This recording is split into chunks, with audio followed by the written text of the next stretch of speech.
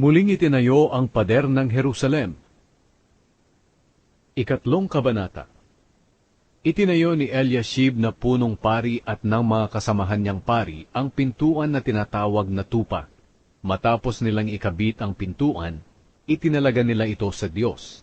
Itinayo rin nila at itinalaga ang mga pader hanggang sa tore ng 100 at sa tore ni Hananel. Ang nagtayo ng sumunod na bahagi ng pader ay ang mga taga-Jericho, at sumunod sa kanila ay si Sakur na anak ni Imri. Itinayo ng mga anak ni Hasena ang pintuan na tinatawag na isda.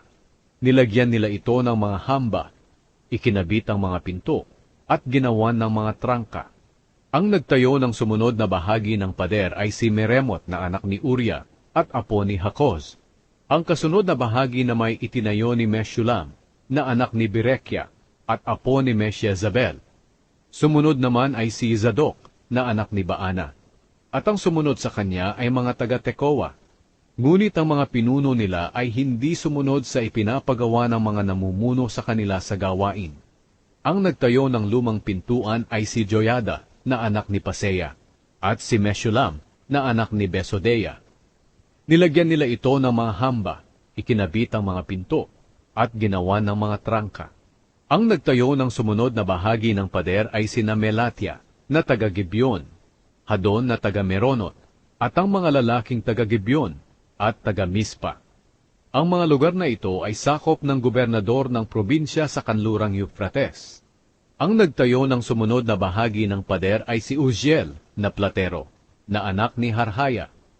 Ang sumunod naman sa kanya ay si Hanania, na manggagawa ng pabango. Itinayo nila ang bahaging ito ng pader ng Jerusalem hanggang sa malawak na pader. Ang sumunod na nagtayo sa kanila ay ang anak ni Hur na si Refaya, na pinuno ng kalahating distrito ng Jerusalem. Ang sumunod sa kanya ay si Jedaya na anak ni Harumaph. Itinayo niya ang bahagi ng pader malapit sa kanyang bahay. Ang sumunod sa kanya ay si Hatush na anak ni Hashabneya. Ang nagtayo ng sumunod pang bahagi ng pader at ng tore na may mga hurno ay sina Malkia na anak ni Harim, at Hashub na anak ni Pahat-Moab. Ang sumunod na nagtayo ay ang anak ni Halohes na si Shalom, na pinuno ng kalahating distrito ng Jerusalem. Tinulungan siya ng mga anak niyang babae. Ang nagtayo ng pintuang nakaharap sa lambak ay si Hanun, at ang mga taga-Zanoa. Ikinabit nila ang mga pinto nito, at ginawan ng mga trangka. Ipinatayo rin nila ang 450 metro na pader sa pintuan ng pinagtatapunan ng basura. Ang nagtayo ng pintuan ng pinagtatapunan ng basura ay ang anak ni Rekab na si Malkia na pinuno ng distrito ng Bet Hakerem. Ikinabit niya ang mga pinto nito at ginawan ng mga trangka. Ang nagtayo ng pintuan ng bukal ay ang anak ni Kol-Hose na si Shalom, na pinuno ng distrito ng Mispa. Binubungan niya ito, ikinabit ang mga pinto at ginawan ng mga trangka. Itinayo rin niya ang pader ng paliguan sa Siloam, malapit sa hardin ng hari, hanggang sa hagdanang pababa mula sa lungsod ni David. Ang sumunod sa kanya ay ang anak ni Azbuk na si Nehemias, na pinuno ng kalahating distrito ng Bet-Zur. Itinayo niya ang pader na nakaharap sa libingan ni David, hanggang sa pinag-iimbakan ng tubig at sa kampo ng mga sundalo. Ang nagtayo ng sumunod na bahagi ng pader ay ang mga Levita na pinamumunuan ni Rehum, na anak ni Bani. Ang sumunod sa kanya ay si Hashabia, na pinuno ng kalahating distrito ng Keila.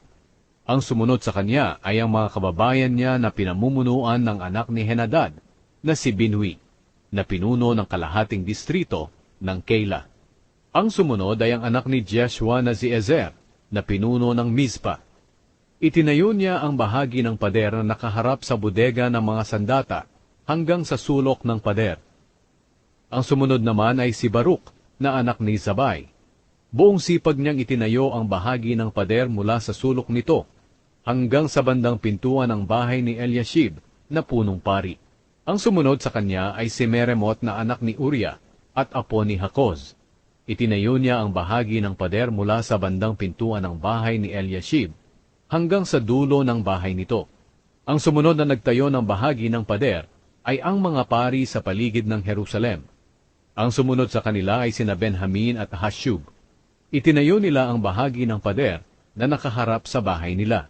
Ang sumunod sa kanila ay si Azaria, na anak ni Maaseya at apo ni Anania. Itinayo niya ang bahagi ng pader sa bandang gilid ng bahay niya.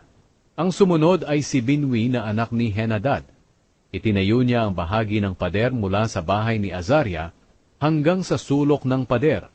Isa pang bahagi ng pader na ito ang kanyang ipinatayo. Ang sumunod naman ay si Palal na anak ni Uzai. Itinayo niya ang bahagi ng pader mula sa sulok ng pader at ng nakausling tore sa palasyo, malapit sa pinagpupwestuhan ng mga gwardya. Ang sumunod sa kanya ay si Pedaya na anak ni Paros, at ang mga utusan sa templo na nakatira sa may bulubundukin ng Ofel. Itinayo nila ang bahagi ng pader pasilangan hanggang sa pintuan ng tubig at sa nakausling tore. Ang sumunod sa kanila ay ang mga taga-Tekoa. Itinayo nila ang bahagi ng pader mula sa malalaking toreng nakausli hanggang sa pader ng Ofel. Pangalawang bahagi na ito ng pader na kanilang itinayo. Ang nagtayo ng bahagi ng pader na paahon mula sa pintuan ng mga kabayo ay ang mga pari. Itinayo ng bawat isa sa kanila ang bahagi na nakaharap sa bahay nila. Ang sumunod sa kanila ay si Zadok na anak ni Immer. Itinayo niya ang bahagi ng pader na nakaharap sa bahay niya. Ang sumunod sa kanya ay ang anak ni Shekania na si Shemaya, na gwardya ng pintuan sa silangan.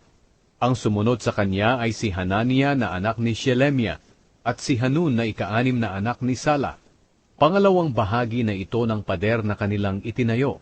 Ang sumunod sa kanila ay si Meshulam, na anak ni Berekia. Itinayo niya ang bahagi ng pader na nakaharap sa bahay niya. Ang sumunod naman ay si Malkia, na isang platero. Itinayo niya ang bahagi ng pader hanggang sa tinitirhan ng mga utusan sa templo at ng mga mangangalakal na nakaharap sa pintuan ng pinagtitipunan at hanggang sa kwarto sa sulok na nasa itaas ng pader. Ang nagtayo ng bahagi ng pader mula sa kwartong iyon hanggang sa pintuan na tinatawag na tupa ay ang mga platero at mga mangangalakal.